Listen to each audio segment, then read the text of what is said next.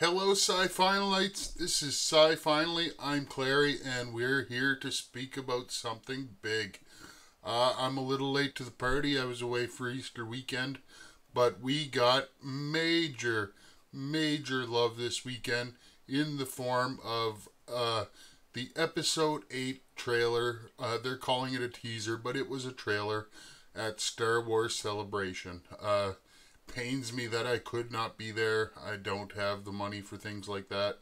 But this trailer is amazing. I'm sure most of you have watched it. Spoiler warning ahead of time. I'm going to talk about a lot of what happened in the trailer. So if you haven't seen it yet, I suggest maybe watching it before you come and listen to what I have to say. The trailer opened up. It was wonderful seeing the Jedi Temple. I'm guessing it's the first Jedi Temple, which is why Luke went to search it out. They may even have said that in Episode 7. I couldn't tell you off the top of my head. And then the shots of Rey and Luke.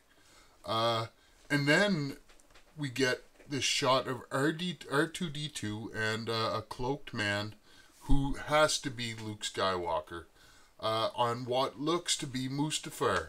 Are they coming full circle?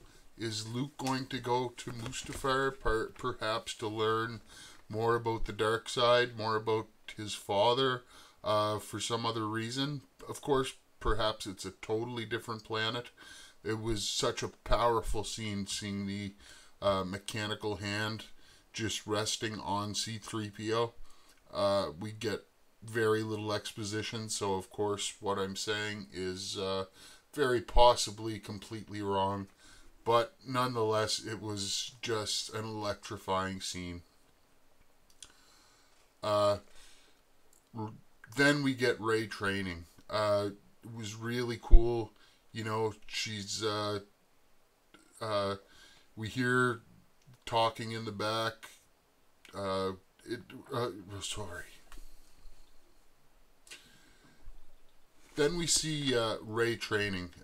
It takes us back to Luke on Dagobah for, spoilers, I guess. If you haven't seen A New Hope, you probably aren't watching this video. You probably aren't watching this video anyway.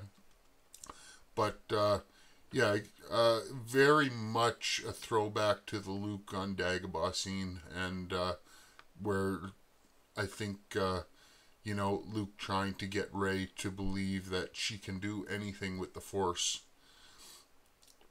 I thought that was actually spectacular.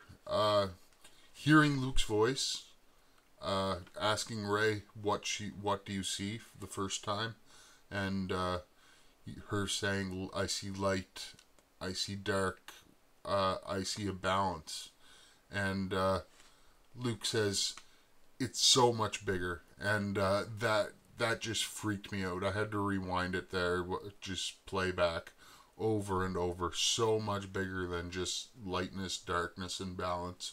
So it really makes me wonder what we're going to see in Episode 8. I'm possibly more excited than I was for Episode 7. They didn't nail the first trailer the way they did with Episode 7, but we had been waiting so long for a good Star Wars movie at that point that they knew they could pull our heartstrings with just a few scenes, and they did. Chewie, we're home. I shed tears at that moment. But that was a very interesting scene, which I think leads into the final scene, which I'll get to in a second. The ship speeding across the desert, the red smoke or whatever it is coming out from behind them looked really cool. One of them crashing. More Poe. We see Poe running up to his ship. There's an explosion. Of course, he turns around, runs back. If I know Poe, to look for another ship. But that was a cool scene, so we know we'll be getting more Poe Dameron. Also, Finn in the capsule was he in stasis? You know, was it a an escape capsule? I've got a lot of questions about that scene. Why Finn was there, how he got there, how he's gonna get out. That final line. For those who've seen it, you know what I'm talking about. Uh, I'm not going to spoil it before the end of the video. So those who don't want to know what it is can stop here. Uh, I personally don't think what he's saying is that the Jedi have to go. I think he's saying the Jedi have to evolve. The Jedi have to learn to use both the light and the dark to create a balance. But we're going to see. There's so many theories out there about what it is, about what's going to happen, what's going to happen with Luke. You know, is Luke turning to the dark side? I don't believe that for a second. I don't think this that he's going to follow in his father's footsteps. I think he has a totally different view of the way the Force should work. After seeing the war and strife that both the Jedi and Sith brought to the galaxy, striving for that balance that was never created. And this could be the time where the Skywalkers finally bring balance to the Force. And maybe Anakin brought balance to the Force by having a child with Padme. Having two children, of course. But having a child with Padme who would eventually understand the Force. And I just don't know. There's so many theories out there. I've read so many theories. This is one I came up with on my own. This is what I believe. I hope I'm right, because I think it would be a fantastic evolution. I think if Disney really wants to end the mainline Star Wars movies at 9 and truly bring balance to the Force, this is the way to do it. I don't know if they'll do that. Big Bad, he's Emperor Snoke's go-to guy. He's very much what Vader was to the Emperor. So I expect him to make it through to 9. I even expect redemption. Of course, Star Wars is a redemption story. The first 6 movies were not about not about Luke. They were about the fall and redemption of Anakin Skywalker. Although I don't know how doing one good deed redeems the thousands and thousands of killings that you've done over the course of the last 20 years. Killing children, killing women. But that's another story for another day. I try to pretend the prequels never happened and that Darth Vader was always a badass. The badass that we've seen in Rogue One.